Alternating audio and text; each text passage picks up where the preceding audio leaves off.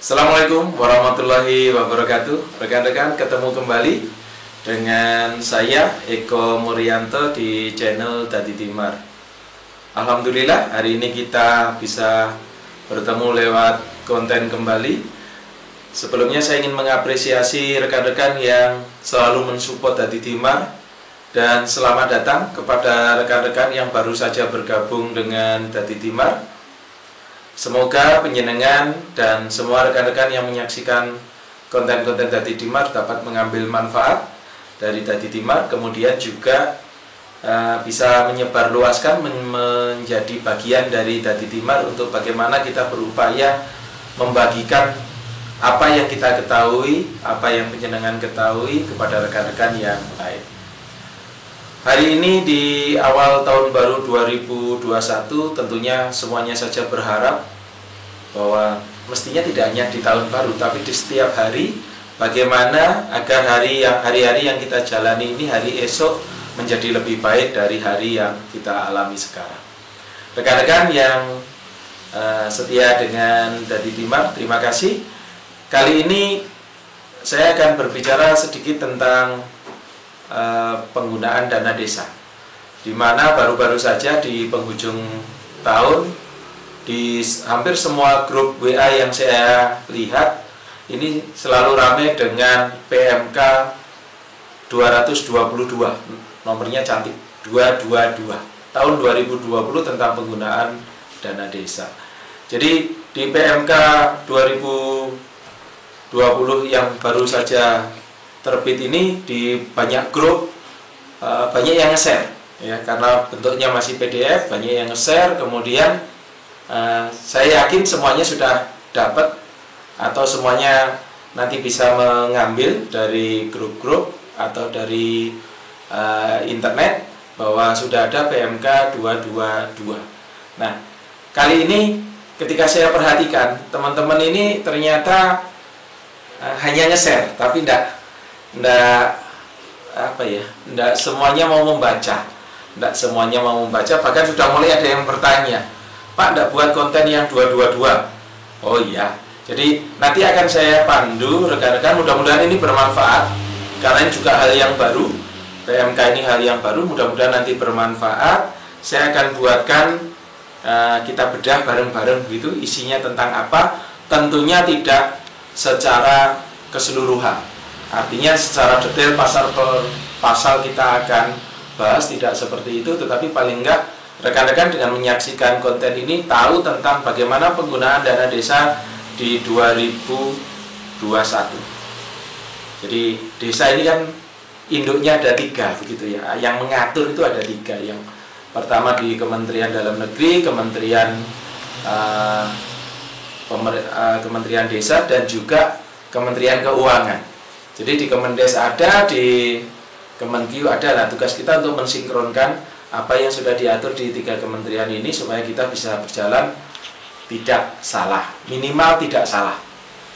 Itu rekan-rekan, nanti silakan penjenengan ikuti, dan sebelum saya menyampaikan paparan nanti seperti biasa untuk mempermudah saya akan coba buat paparan begitu, nanti teman-teman nyuwun tolong diikuti sampai dengan selesai ya. Jangan dipotong-potong, jangan diambil yang bagus saja, yang agak berat tidak diambil, jangan, tapi silakan diikuti keseluruhan. Mudah-mudahan ini membahani kita semua. Sebelum saya masuk ke paparan, saya ingin menguatkan kembali rekan-rekan, karena saya baru saja dihubungi beberapa rekan saya mengalami COVID, isolasi mandiri, kemudian ada juga yang dirawat. Mari sama-sama kita berdoa semuanya saja yang sekarang sedang mengalami atau mengalami COVID ini atau kena COVID, semoga segera sembuh. Saya mohon maaf, ini karena cuacanya dingin banget. Mulai dari siang tadi hujan terus, makanya ini kalau ngomong agak saking dinginnya. Soalnya di Magetan cukup dingin rekan-rekan, mungkin di daerah penjenengan juga dingin. Semoga rekan-rekan yang kena COVID ini segera sembuh, yang isolasi mandiri dikuatkan hatinya, jangan berpikir macam-macam, cukupi nutrisinya, yang penting bismillah, insya Allah sembuh. Dan untuk keluarga, jangan saling menyalahkan teman, keluarga, karena sekarang sudah menjangkau ke perkantoran, karena sekali lagi tidak mau kita untuk kena sakit, bukan keinginan kita untuk kena COVID, begitu ya. Jadi untuk rekan-rekan yang kena COVID, semangat, kemudian insya Allah sembuh, insya Allah sembuh. Penjenengan harus yakin kalau penjenengan bisa sembuh. Dan untuk rekan-rekan yang lain, sekali lagi support rekan-rekan kita, saudara-saudara kita yang saat ini mengalami atau terkena COVID untuk segera bangkit dan sembuh kembali, dan sehingga bisa berkumpul dengan kita lagi. Itu rekan-rekan, ayo kita simak bareng-bareng paparannya, silahkan diikuti dengan seksama. Ya rekan-rekan, nyuwun tulung nanti penjenengan fokus di sini, di layar, supaya apa yang saya sampaikan nanti rekan-rekan bisa mengikuti dengan seksama. Harapan saya konten ini nanti bisa dilihat oleh semua rekan-rekan yang ada di pemerintahan desa dan kecamatan, dan juga teman-teman saya yang lain. Jadi untuk yang rekan-rekan yang mohon maaf bukan di profesi di bidang pemerintahan, paling nggak dengan melihat ini nanti penjenengan bisa mengetahui tentang bagaimana penggunaan dana desa di tahun 2021. Kali ini yang akan kita bahas adalah terkait dengan kita bedah Peraturan Menteri Keuangan nomor 222 tahun 2020 tentang pengelolaan dana desa. Ini saya kasih tambahan 2021 karena ini nanti akan kita jalankan di tahun 2021. Untuk membedah ini rekan-rekan, tentunya kita harus dengan perasaan senang ya. Biasanya kalau ngomong tentang teori, ngomong tentang aturan itu membosankan dan juga menjenuhkan. Makanya saya paham ketika dan saya memaklumi ketika teman-teman saya mendapat banyak share aturan, ketika saya share juga baliknya cepat. Intinya pripun niki, katanya begitu. Jadi supaya penjenengan senang, ini paling nggak bisa membuat penjenengan ketawa, karena dengan ketawa imun kita akan meningkat. Ketika imun meningkat, maka insya Allah COVID akan bebas dari kita, atau kita tidak terkena COVID. PMK ini baru di penghujung tahun 2020 kemarin keluarnya, nanti kita akan buka bareng-bareng. Sudah siap rekan-rekan? Baik, kita akan mulai. Bismillahirrahmanirrahim. Semoga ini bisa membantu kita untuk memahami, paling nggak membantu kita untuk bagaimana kita bisa belajar bareng-bareng. Syukur teman-teman dengan menyaksikan ini sekaligus nanti cross check dan membuka PMK-nya. PMK 222 tahun 2020. Dalam memahami aturan, dalam memahami ketentuan, kita harus tahu pertimbangan yuridisnya dulu rekan-rekan, supaya apa yang kita lakukan nanti benar-benar bisa terarah. Jadi PMK 22 2020 ini dibuat untuk meningkatkan efisiensi dan efektivitas serta akuntabilitas pengelolaan dana desa. Maka perlu mengatur kembali ketentuan mengenai pengelolaan dana desa yang sebelumnya ini sudah diatur dengan ketentuan pengelolaan dana desa dalam PMK nomor 205 tahun 2019 yang sudah dirubah beberapa kali rekan-rekan ya. Yang terakhir dengan PMK 156 nomor 156 tahun 2020. Kemudian ini tentang perubahan ketiga terhadap peraturan, ini mohon maaf saya salah ketik ini, Peraturan Menteri Keuangan nomor 205 tahun 2019 ini tadi. Jadi PMK 205 ini sudah berubah ketiga kalinya dengan PMK 156. Kenapa berubah berkali-kali di 2020? Karena di 2020 awal negara kita kena COVID, sehingga dana desa ini diatur untuk menyelaraskan dengan situasi kondisi real yang terjadi di 2020. Itu sebabnya di 2020 rekan-rekan yang ada di penyelenggaraan pemerintahan desa berkali-kali melakukan perubahan PAK terkait dengan COVID-19. Kenapa berkali-kali? Karena pemerintah telah menetapkan bahwa COVID-19 ini adalah menjadi bencana nasional non-alam. Kalau kita pahami ini, pertimbangan yuridisnya ini, sehingga kita bisa masuk ke substansinya. Di dalam pengelolaan dana desa, dalam PMK ini diatur beberapa hal pokok begitu ya. Nanti silakan rekan-rekan juga di samping melihat apa yang saya sampaikan, nanti juga baca PMK-nya. Tetap harus dilihat PMK-nya, karena saya tidak mungkin mengupas pasal per pasal secara keseluruhan. Waktunya terlalu panjang sehingga nanti durasinya juga semakin panjang. Di dalam PMK 222 tahun 2020 tentang pengelolaan dana desa ini diatur menjadi kurang lebih 7 pokok begitu ya, meliputi satu penganggaran, yang kedua pengalokasian, 3 penyaluran, keempat penatausahaan, pertanggungjawaban, dan juga pelaporan. Kemudian yang kelima tentang penggunaan, nanti akan kita sinkronkan dengan peraturan Menteri Desa. Kemudian juga tentang evaluasi nomor 6 dan nomor 7 tentang sanksi. Kenapa ini ada sanksi? Nanti akan saya jelaskan di belakang, bahwasanya dana desa ini diberikan oleh pemerintah untuk supaya lebih tepat sasaran dan tepat guna. Kita akan kupas satu-satu rekan-rekan. Silakan penjenengan ikuti.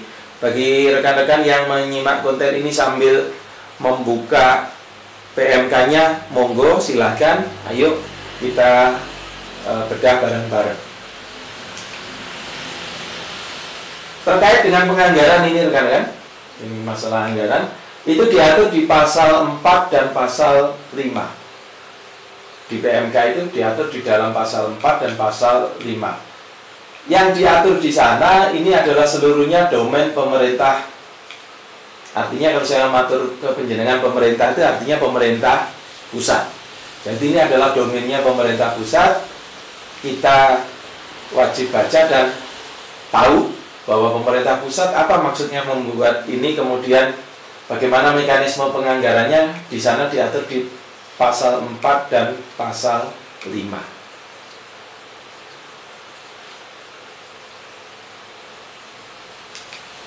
Kita lanjutkan. Yang kedua, pengalokasian. Pengalokasian ini rekan-rekan kalau mau baca itu ada di pasal 6 sampai dengan pasal 19. Di dalam pengalokasian ini mengatur tentang mekanisme penetapan besaran dana desa. Jadi penjenengan nanti bisa melihat apa yang sudah saya share khusus untuk rekan-rekan di Kabupaten Magetan, di 207 desa dan 18 kecamatan yang ada di Kabupaten Magetan. Dana desanya bisa naik dan bisa turun. Berapa besarannya? Silahkan penjenengan lihat konten dari Dimar sebelumnya tentang berapa dana desa yang penjenengan terima di 2021. Hitung-hitungan ini kami peroleh berdasarkan konfirmasi kami ke rekan-rekan yang ada baik di Kemendes maupun Kemenkyu waktu itu, dan alhamdulillah tidak banyak mengalami perubahan. Artinya besarannya sama seperti yang saya sampaikan di konten Dadi Dimar sebelumnya. Sekali lagi, berapa besarannya penjenengan, karena ini semuanya sudah saya yakin sudah menyusun APBDes-nya, tapi untuk warga masyarakat, kemudian lembaga kemasyarakatan desa, kalau pengen tahu, karena sekarang era keterbukaan, silakan penjenengan ikuti konten Dadi Dimar sebelumnya tentang berapa besarannya dana desa, ADD, dan juga dana bagi hasil pajak dan retribusi daerah. Ada di sana. Kemudian mulai dari pasal 6 sampai 19 ini juga mengatur amanah penetapan tata cara pembagian dan penetapan rincian dana desa dengan peraturan bupati. Kalau ini nanti domain kami untuk pembuatan peraturan bupati, nanti akan kita sesuaikan. Alhamdulillah ini sudah proses, insya Allah dalam waktu yang tidak terlalu lama peraturan bupati ini akan segera kita informasikan ke rekan-rekan seluruhnya. Ini terkait dengan pengalokasian rekan-rekan. Kemudian yang selanjutnya adalah penyaluran. Penyaluran ini diatur di dalam pasal 20 sampai dengan pasal 32 PMK nomor 222. Jadi kalau pengen tahu penyalurannya seperti apa, di situ. Karena di situ adalah mengatur tentang mekanisme penyaluran dana desa secara terperinci. Secara terperinci, di sana sudah ada. Pasal 20 sampai pasal 32. Kemudian di dalam penyaluran ini juga diatur tentang bagaimana surat permintaan pembayaran, surat perintah membayar, dan surat perintah pencairan dananya. Jadi dana desa itu diatur di sana. Mulai dari permintaan pembayaran, perintah membayar, sampai dengan perintah pencairan ada di sana. Di dalam pasal ini rekan-rekan juga diatur mekanisme atau tahapan dan persyaratan penyaluran dana desa. Jadi tahapannya mencalurkan itu tahap 1, tahap 2, dan tahap 3 seperti apa. Kemudian prosentasenya penyaluran 3 kali itu atau 3 tahap itu, tiap-tiap tahap berapa ada di sana. Secara garis besar diatur, masih tidak banyak mengalami perubahan. Seperti halnya tahun 2020, yaitu tahap 1 40, tahap kedua 40%, tahap ketiganya 20%. Kecuali nanti dalam perjalanannya ada mekanisme pengaturan lagi lebih lanjut. Tapi insya Allah sesuai dengan PMK ini, karena COVID sudah tercover di dalamnya, kemungkinan tidak banyak mengalami perubahan. Jadi saya ingatkan kembali rekan-rekan, ketika penjenengan sudah menyusun APBDes dan ternyata ada beberapa yang harus dirubah, merubahnya pakai mekanisme. Jangan dirubah di bawah tangan. Artinya di bawah tangan itu penjenengan rubah semau penjenengan sendiri, dirubah-rubah begitu, nanti akan benturan dengan sistem, dengan siskuidesnya, dengan onspamnya, nanti akan bermasalah di situ. Makanya kita harus hati-hati. Pesan saya, ikuti ketentuan aturan main yang ada. Kalau tidak jelas, silahkan bertanya secara berjenjang. Mulai dari rekan-rekan yang ada di kecamatan, saya yakin Bapak Ibu Camat juga mengikuti konten-konten saya. Kemudian beliau juga banyak mengapresiasi, dan teman-teman bisa melihat di sana. Saya lanjutkan dulu tentang bagian keempat, mengatur tentang penata usahaan, pertanggungjawaban, dan pelaporan. Kalau kita baca ketentuannya, itu ada di pasal 33 sampai dengan 37. Di sana mengatur tentang mekanisme penata usahaan, pertanggungjawaban, dan pelaporannya. Jadi bagaimana tata cara penata usahaan, pertanggungjawaban, dan pelaporan ada di sana. Ingat, salah satu tertib penyelenggaraan pemerintahan untuk menciptakan good government, salah satunya adalah tertib administrasi. Mari kita tertibkan administrasi kita. Saya yakin semuanya juga sudah memahami ini. Saya hanya mengingatkan kembali, jangan sampai kita kesandung dengan masalah administrasi. Di sana ada mekanismenya. Kemudian di sana juga mengatur peran Pemda, pemerintah daerah, tentang penerbitan SP2D dan lain sebagainya. Kemudian di dalam sini juga diatur tentang yang kita biasa sebut dengan OMSPAN. OMSPAN itu adalah Online Monitoring Sistem Perbendaharaan Anggaran Negara. Kita seringkali ngomong OMSPAN. Om Span gitu. Opo karepe Om Span, ternyata ini ya rekan-rekan. Jadi nanti penjenengan bisa baca. Nah, sengaja saya tidak buka vulgar supaya penjenengan tertarik untuk membaca. Kalau penjenengan tertarik untuk membaca, saya bisa menjadi senang seperti ini. Ini senang karena penjenengan ikut membaca PMK-nya. Lanjut, nih. Pun saya. Belum ya? Saya lanjutkan dulu, 3 sedikit. Penggunaan dana desa ini diatur di pasal 38 sampai dengan pasal 42. Nah, penggunaan dana desa ini nanti kita harus juga baca Permendes. Bagaimana skala prioritas penggunaan dana desa di 2021? Penjenengan bisa mereview konten Dadi Timar sebelumnya. Sudah saya buat ini di inti dari ini sudah saya buat tentang skala prioritas penggunaan dana desa di tahun 2021. Terima kasih kalau penjenengan sudah menyimak itu, atau kalau penjenengan lupa supaya mudah, karena biasanya kita tuh lebih mudah melihat, hafal daripada kita membaca sendiri. Silakan penjenengan buka nanti konten Dadi Timar, ambil penggunaan dana desa di 2021. Sudah saya buat beberapa waktu yang lalu malah. Dana desa ini diprioritaskan untuk pemulihan ekonomi. Sekali lagi, untuk pemulihan ekonomi dan pengembangan sektor prioritas. PMK-nya mengatur seperti ini, nanti ini sinergi dengan Permendesnya. Kemudian juga yang ketiga, untuk jaring pengaman sosial, PKTD ini ada perubahan ya, sekarang harus 50%. Dan memanai PKTD ini, tolong rekan-rekan jangan dimanai secara harafiah saja, tapi kita lihat makna dari proyek padat karya tunai desa. Artinya adalah kegiatan-kegiatan yang dapat dipadat karyakan. Kemudian yang berikutnya adalah pemberdayaan. Banyak di sana pemberdayaan, mulai UMKM sampai dengan pelaku-pelaku usaha, dan juga untuk pemberdayaan BUMDes. Sekali lagi, amanahnya ini harus sinkronisasi dengan Permendes. Harus disinkronkan. Untuk rekan-rekan, BUMDesnya seperti apa, bagaimana menghidupkan BUMDes, saya juga sudah buat kontennya, monggo jangan simak tentang BUMDes di konten Dadi Timar. Yang berikutnya,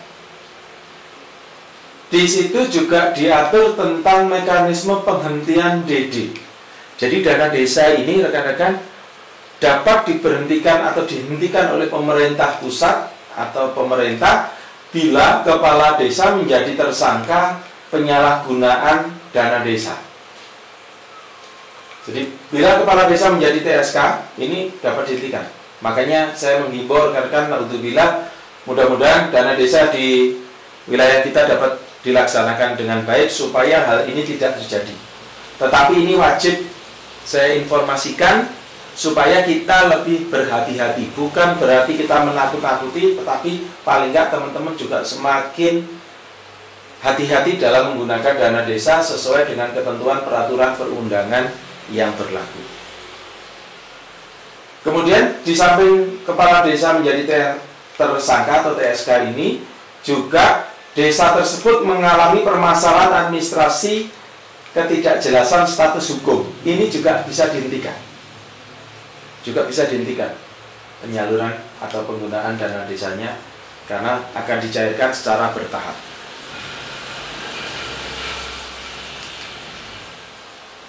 Pemantauan dan evaluasi selanjutnya ini dari berbagai sisi kita dipantau, dari atas, dari bawah, dari samping kiri, dari samping kanan. Ilustrasi ini untuk mengingatkan penjenengan bahwa kita menggunakan dana desa ini diawasi dari berbagai macam sisi. Harus hati-hati karena ketentuannya mengatur banyak sekali. Diatur di pasal 43 sampai dengan pasal 52. Di sana diatur kewenangan-kewenangan, mulai dari kewenangan pemerintah peran KPPN sampai dengan peran bupati di sana diatur. Nah, bupati ini tentunya nggak bisa bekerja sendiri, rekan-rekan. Ini nanti akan di breakdown sampai di dinas PMD dan juga di kecamatan. Jadi ini domainnya Pak Bupati untuk mengatur organisasi perangkat daerah yang ada di bawah beliau untuk membantu beliau melaksanakan sebagian kewenangan dalam mengawasi dana desa.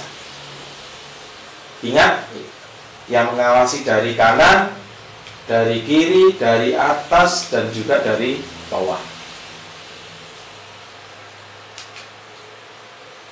Sanksi ini diatur di pasal 53 sampai dengan 56. Ini di sini diulang lagi tentang bagaimana sanksi diterapkan, salah satunya terkait dengan kepala desa yang terkena atau ditetapkan menjadi tersangka itu tadi. Tersangka terhadap apa? Terhadap penyalahgunaan dana desa. Jadi penyalahgunaan dana desa sanksinya diatur di pasal 53 sampai dengan 56. Berikut mekanisme penjatuhan sanksinya. Jadi ini saya sangat tidak berharap ini terjadi. Mari sama-sama rekan-rekan kita bekerja bersama-sama, belajar bersama-sama, memahami ketentuan aturan bersama-sama dan memberikan pemahaman. Saya harap semuanya bisa memahami ini. Ini bukan dalam kapasitas untuk mencari kesalahan, tetapi lebih dalam kapasitas mengatur kewenangan. Agar apa? Kewenangan yang dititipkan kepada kita ini tidak dijalankan dengan sewenang-wenang. Itulah fungsi dari hukum.